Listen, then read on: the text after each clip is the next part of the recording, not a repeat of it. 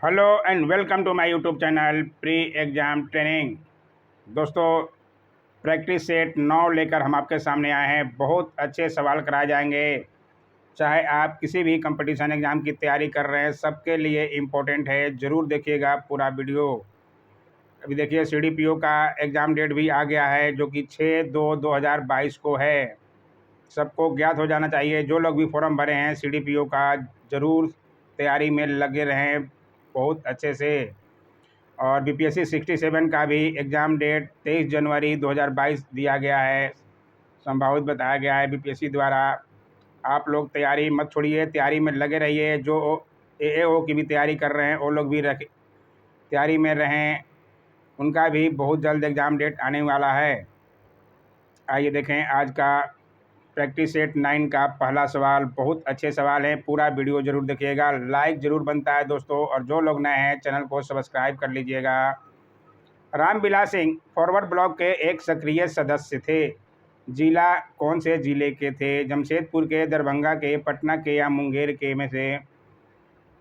Ramvilas Singh forward block Subhash Chandra Bose ने बनाया था। कब बनाया था? सबको ज्ञात हो जाना चाहिए। 1939 में कांग्रेस अध्यक्ष पद से इस्तीफा देने के बाद, क्योंकि गांधी जी और उनमें थोड़ा मतभेद हो गया था। गांधी जी अपना पटाभी सीतारामैया को अध्यक्ष बनाना चाहते थे भारतीय राष्ट्रीय कांग्रेस का, और अध्यक्ष चूँकि सुभाष चंद्र बोस जी जीत गए थे। सुभाष चंद्र बोस जी को लगा कि शायद गांधी जी नाराज़ हो गए, इसलिए वो इस्तीफा देकर चले गए थे और जाकर फॉरवर्ड ब्लॉक की स्थापना किए थे। ध्यान रखिएगा, रामविलास सिंह फॉरवर्ड ब्लॉक के सक्रिय नेता मुंगेर से थे, बिहार के। इसलिए इसके अनुसार आपका आंसर हो जाएगा मुंगेर। सवाल ऐसे बनते रहते हैं, इसलिए ध्यान रखिएगा। बहुत अच्छे सवाल हैं। Like, share, comment and subscribe जरूर कीजिएगा। आइए देखें अगला सवाल। भारत में सिलिकॉन घाटी का नाम किसे दिया गया है? हैदराबाद, मुंबई, बेंगलोर और चेन्नई में से सिलिकॉन सिटी जो घाटी जो है बेंगलोर को सबको पता होना चाहिए। बहुत ही इजी सा सवाल है, लेकिन अच्छा सवाल है, बार बार पूछता है, इसलिए ध्यान रखिएगा। आइए देखें अगला सवाल। पश्चिम की ओर प्रवाहित होने वाली नदियां कौन कौन सी है? नर्मदा, ताप्ती और राप्ती में से पश्चिम की ओर प्रवाहित होने वाली नदियां नर्मदा और ताप्ती हैं, यानी कि 1 और 2 जो है सही है। 1 और 2 जो है ए में है, इसलिए ए जो है सही होगा। आइए और भी डिटेल दिखा देते हैं। भारत में अधिकांश नदियां हिमालय से निकलती है, अतः वे पूर्वगामिनी होती है। नर्मदा नदी जबलपुर के समीप अमरकंटक से निकलकर गुजरात की ओर प्रवाहित होकर अरब सागर में मिलती है, जबकि ताप्ती नदी भी मध्य प्रदेश के बैतूल से निकलकर अरब सागर में गिरती है। ये नदियां पश्चिम वाहिनी हैं, जरूर ध्यान रखिएगा। और सारे अधिकतर नदियां जो है पूरब वाहिनी हैं, इसलिए दोनों का नाम ध्यान रखिएगा, क्योंकि ये पश्चिम वाहिनी हैं। आइए देखिए अगला सवाल। पूर्वी घाट एवं पश्चिमी घाट का मिलन स्थल है। बहुत अच्छा सवाल है। पूर्वी घाट और पश्चिमी घाट का मिलन स्थल नीलगिरी है, ज़रूर ध्यान रखिएगा। आइए डिटेल दिखा दें। पूर्वी घाट भारत के दक्षिण में पूर्वी समुद्र तट के समानांतर फैला हुआ है, जबकि पश्चिमी घाट दक्षिण भारत के पश्चिमी समुद्र तट के सहारे फैला हुआ है। नीलगिरी की पहाड़ियाँ पूर्वी और पश्चिमी घाट को मिलाती है, इसलिए ज़रूर ध्यान रखिएगा। बहुत अच्छा सवाल है। पूरा डिटेल के लिए आप टेलीग्राम ज्वाइन जरूर कीजिए, फ्री का PDF दिया जाता है। आइए देखें अगला सवाल। रामेश्वरम किस राज्य का हिस्सा है? आंध्र प्रदेश, पश्चिम बंगाल, तमिलनाडु और केरल में से रामेश्वरम जो है तमिलनाडु का हिस्सा है। ये भी ज़रूर ध्यान रखिएगा, अच्छे सवाल हैं। आइए देखें अगला सवाल। बोडो निवासी हैं। बोडो कहाँ के निवासी हैं? बोडो जनजाति जो है कहाँ के निवासी हैं? ये गारो पहाड़ी के निवासी हैं, जरूर ध्यान रखिएगा। पूर्वी क्षेत्र के बोडो जनजाति भारत के पूर्वी भागों में पाई जाती है। यह मुख्य रूप से असम, मेघालय और मिजोरम में पाई जाती है। अमेजन बेसिन की मुख्य जनजाति बोरो है, जबकि मध्य प्रदेश में भील, गोंड, बेगा, कोल, कोरबा, कमार आदि जनजातियां मिलती है। जनजातियों की दृष्टि से भारत में मध्य प्रदेश का पहला स्थान है, इसे भी जरूर ध्यान रखते हुए चलेंगे। आइए देखें अगला सवाल। हिमालय का पर्वत पदीय प्रदेश कौन सा है? ट्रांस हिमालय, शिवालिक, बृहद हिमालय या अरावली में से हिमालय का पर्वत पदीय प्रदेश जो है शिवालिक को कहा जाता है। क्यों कहा जाता है, डिटेल में देखते हुए चलेंगे। हिमालय 4 पर्वत श्रेणियों से मिलकर बना है। ज़रूर नोट करते हुए चलिएगा जो लोग नहीं जानते हैं, जो एक दूसरे के समानांतर फैली हुई है। इसमें पहला है महा हिमालय, यह सबसे उत्तर की श्रेणी है। दूसरा है लघु हिमालय, भारत के लगभग स्वास्थ्यवर्धक स्थान इसी हिमालय पर है। तीसरा है ट्रांस हिमालय, यह मुख्यतः तिब्बत में फैला हुआ है। और चौथा है शिवालिक, यह मूलतः हिमालय के दक्षिण में स्थित है और कम ऊंची होने के कारण इसे पर्वत पदीय भी कहते हैं। ज़रूर ध्यान रखिएगा, नोट करते हुए चलिएगा। अच्छा लगे तो लाइक एंड सब्सक्राइब जरूर करना है दोस्तों। आइए देखें अगला सवाल। भारत अपनी आवश्यकता से अधिक उत्पादन करता है। चाय, अनाज, पेट्रोलियम या पेट्रो रसायन में से भारत अपनी आवश्यकता से अधिक चाय का उत्पादन करता है। बहुत अच्छा सवाल है ये भी। आइए देखें अगला सवाल। भारत का सबसे बड़ा रबर उत्पादक राज्य कौन सा है?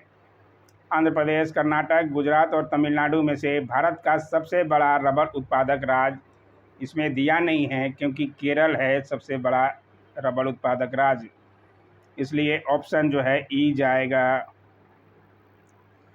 ज़रूर ध्यान रखिएगा, बहुत अच्छे सवाल हैं। भारत का रबर का मुख्य उत्पादक राज्य केरल है। यहाँ से भारत का 90% रबर प्राप्त होता है। ज़रूर ध्यान रखिएगा। भारत में पहला कृत्रिम रबर जो है कारखाना 1955 ईस्वी में बरेली में स्थापित हुआ था। इसे भी ज़रूर ध्यान रखते हुए चलेंगे। सब्सक्राइब जरूर कीजिएगा दोस्तों जो लोग नए हैं। आइए देखें अगला सवाल। आम्र वर्षा है, आम्र वर्षा किसको कहते हैं? मैंगो सोवर, आमों की बौछार, आम का टपकना या बिहार एवं बंगाल में मार्च अप्रैल में होने वाली वर्षा को या आम की फसल को? आम्र वर्षा क्या होती है? आम्र वर्षा जो है बिहार एवं बंगाल में मार्च या अप्रैल में होने वाली वर्षा को आम्र वर्षा कहा जाता है। ध्यान रखिएगा, बहुत अच्छा सवाल है। भारत में मानसून जून माह से सितंबर तक सक्रिय रहता है, लेकिन मार्च और अप्रैल में सूर्य की स्थिति कर्क रेखा के आसपास हो जाती है, जिससे पृथ्वी का तापमान बढ़ जाता है और धूल भरी आंधियां चलती है। और इन्हीं चक्रवाती हवाओं के कारण जो वर्षा होती है उसे आम्र वर्षा कहते हैं। यह आम की फसल के लिए लाभदायक होती है, इसलिए ध्यान रखिएगा आम्र वर्षा। आइए देखें अगला सवाल। भारतीय राष्ट्रीय आंदोलन गर्मपंथियों के प्रभावाधीन आया। कब आया गर्मपंथियों के प्रभावाधीन? 1906 के बाद, 1909 के बाद, 1914 के बाद या 1919 के बाद में? भारतीय राष्ट्रीय आंदोलन गर्मपंथियों के प्रभावाधीन 1914 के बाद आया है।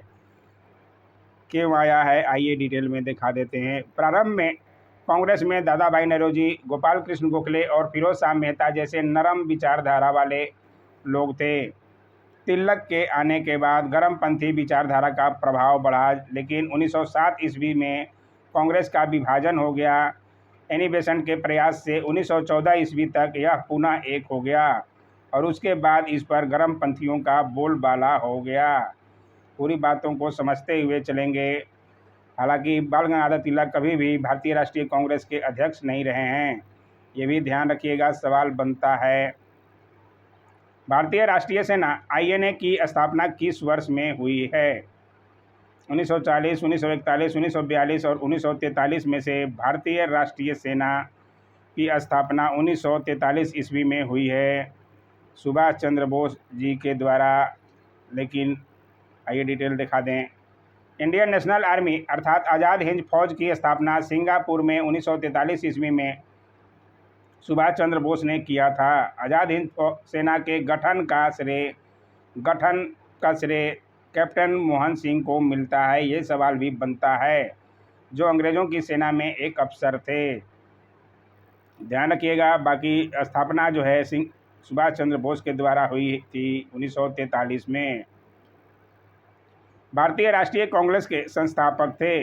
बहुत अच्छा सवाल है। एक क्या थे वो? सैनिक सेवक या विज्ञानी या सामाजिक कार्यकर्ता या मिलिट्री कमांडर?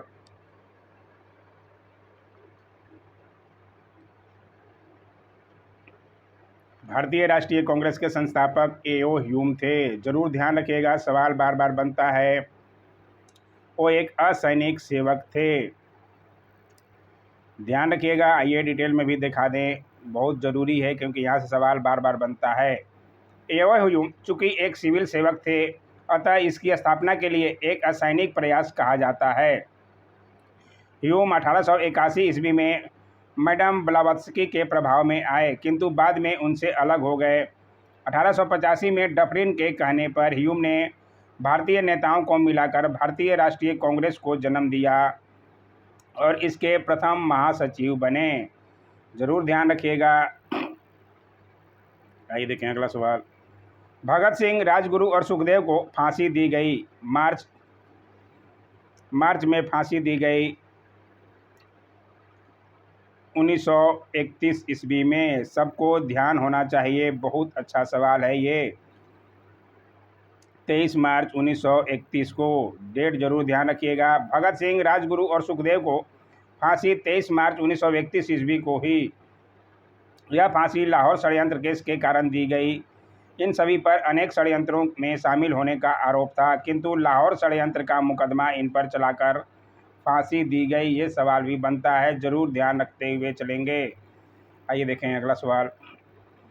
लंदन में जनरल डायर को किसने गोली मारी थी? बहुत अच्छा सवाल है।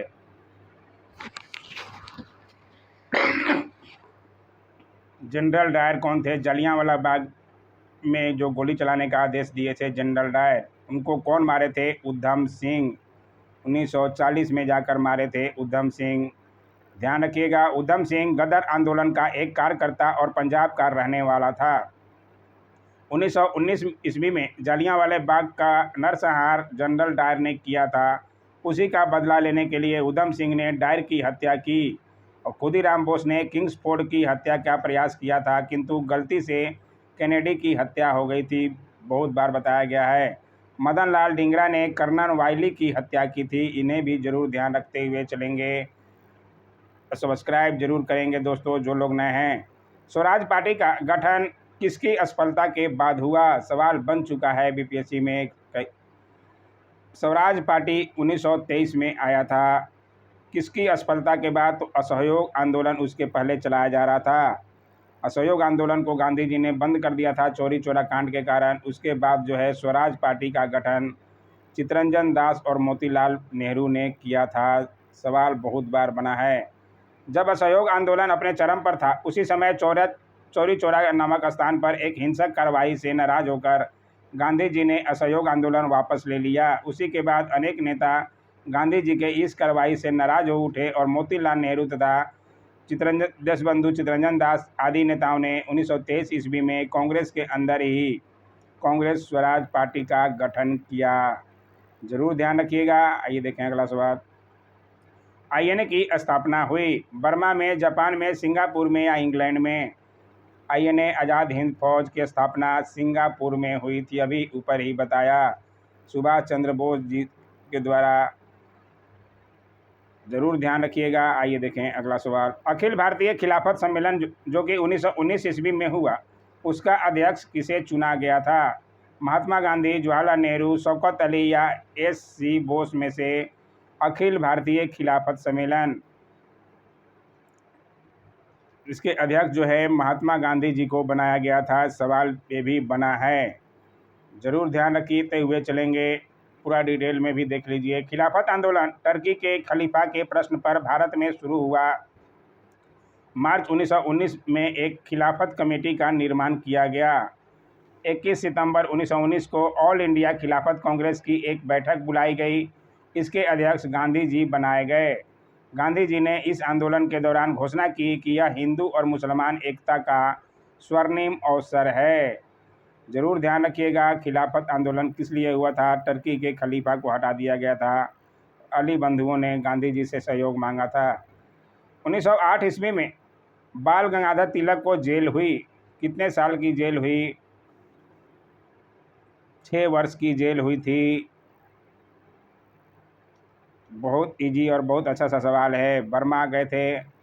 अधिकतर नरमपंथी नेता थे, ग्रामीण क्षेत्रों से, शहरी क्षेत्रों से, दोनों ग्रामीण तथा शहरी क्षेत्रों से, पंजाब से। नरमपंथी नेता अधिकतर जो है शहरी क्षेत्रों से पढ़े लिखे थे, इसलिए ध्यान रखिएगा। बहुत इजी और अच्छा सा सवाल है समझने वालों के लिए। आइए देखें अगला सवाल। महात्मा गांधी तथा उनके सहयोगियों की 1942 में हुई धरपकड़ से बिहार में दंगे हुए। इसमें रेल सेवा पूर्ण रूप से ठप हो गई। उसमें अधिकतम प्रभावित जिला कौन सा था? मुंगेर, गया, पटना और शाहाबाद में से सबसे अधिक प्रभावित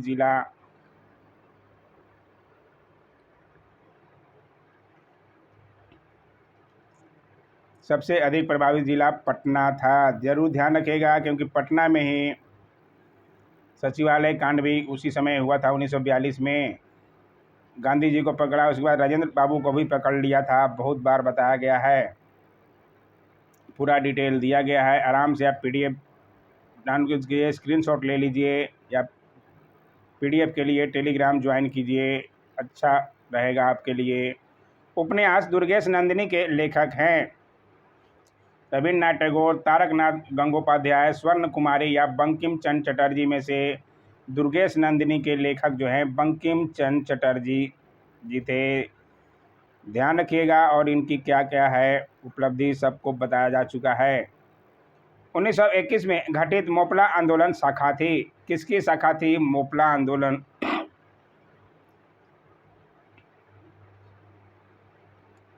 मोपला आंदोलन जो है असहयोग आंदोलन की शाखा थी। असहयोग आंदोलन 1920 से चालू हुआ था, उसी समय 1921 में घटित हुआ था मोपला आंदोलन। मोपला विद्रोह 1921 ईस्वी में मालाबार तट यानी कि आधुनिक केरल में हुआ था। असहयोग आंदोलन के परिणाम स्वरूप प्रारंभ हुआ यह आंदोलन भूमिहार और पट्टेदारों से जुड़ता हुआ सांप्रदायिक रूप धारण कर लिया और भूमिपतियों जो प्रायः हिंदू थे के विरुद्ध सशक्त संघर्ष प्रारंभ कर दिया। मोपालों ने स्थानीय खिलाफत नेता अली मुसालियार को, जो बहुत आदरणीय मौलवी भी थे, अपना राजा घोषित कर लिया था। इसे ध्यान रखते हुए चलेंगे। Like, share, comment and subscribe जरूर करें दोस्तों। आइए देखें अगला सवाल। हो विद्रोह हुआ था। हो विद्रोह कब हुआ था? बहुत अच्छा सवाल है।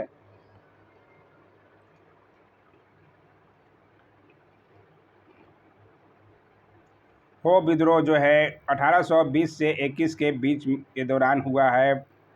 जरूर ध्यान रखिए, ऐसे सवाल ज़्यादा बनते हैं।